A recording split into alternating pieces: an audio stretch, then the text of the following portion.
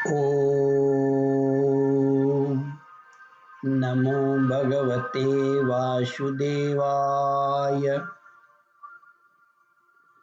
श्रद्धालु भक्तों, श्रीमद् भागवत महापुराण के प्रथम स्कंद के तीसरे अध्याय के अंतर्गत भगवान के अवतारों का वर्णन प्रारंभ करूंगा।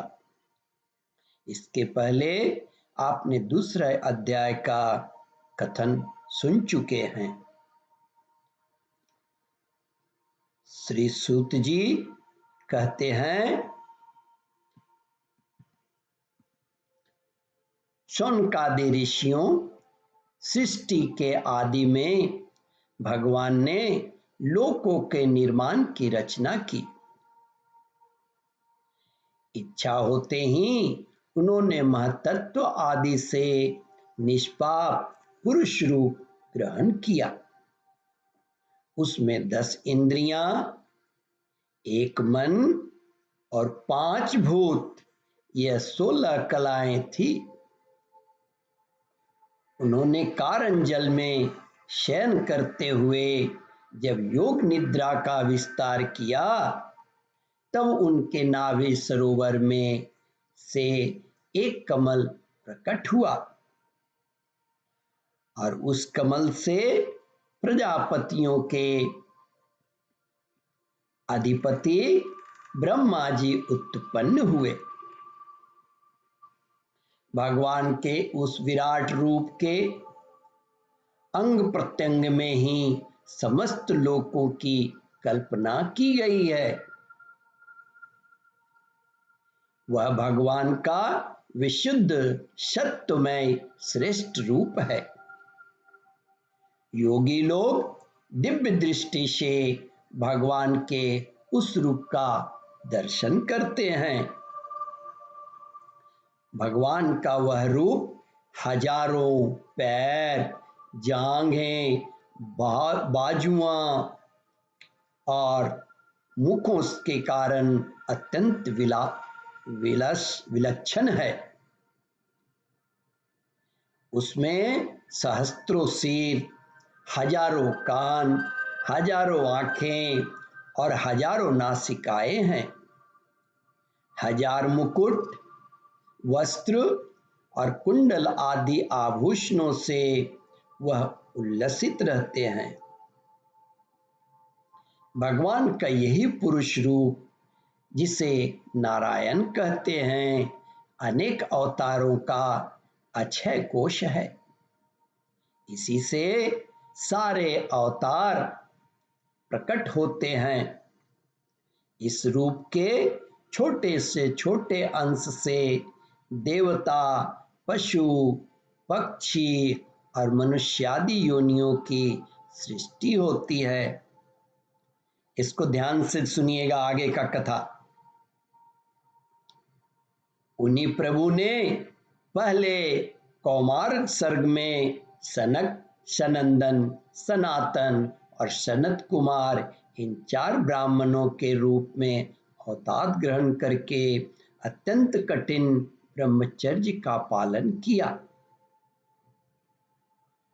दूसरी बार इस संसार के कल्याण के लिए समस्त यज्ञों के स्वामी उन भगवान ने ही रसातल में गई हुई पृथ्वी को निकाल लाने के विचार से शूकर रूप ग्रहण किया।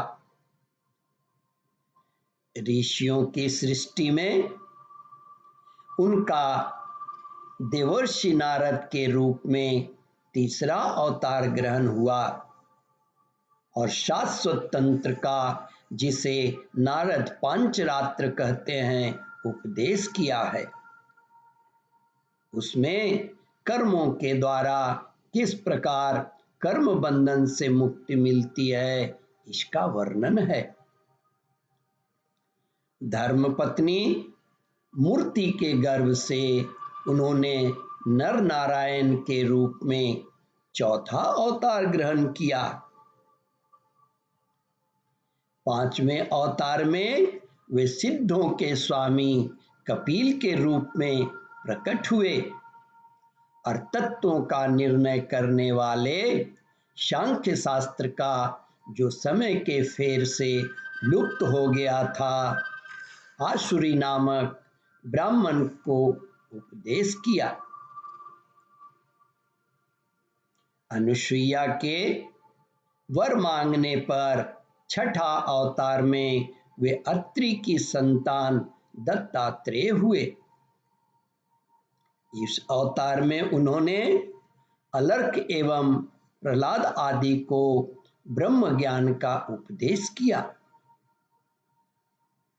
सूत जी कहते हैं, शौनकादि ऋषियों 7वें बार रुचि प्रजापति की आकुति नामक पत्नी से यज्ञ के रूप में उन्होंने अवतार ग्रहण किया और अपने पुत्र याम आदि देवताओं के साथ स्वयंभू मनवंतर की रक्षा की। राजा नाभि की पत्नी मेरु देवी के गर्भ से ऋषभदेव के रूप में भगवान ने 8वां अवतार ग्रहण किया। इस रूप में उन्होंने परमहंसों का वह मार्ग जो सभी आश्रमियों के लिए वंदनीय है दिखाया। ऋषियों की प्रार्थना से 9वें बार वे राजा पृथु के रूप में अवतीर्ण हुए। इस अवतार में उन्होंने पृथ्वी से समस्त औषधियों का दोहन किया। इससे यह अवतार सबके लिए बड़ा ही कल्याणकारी हुआ।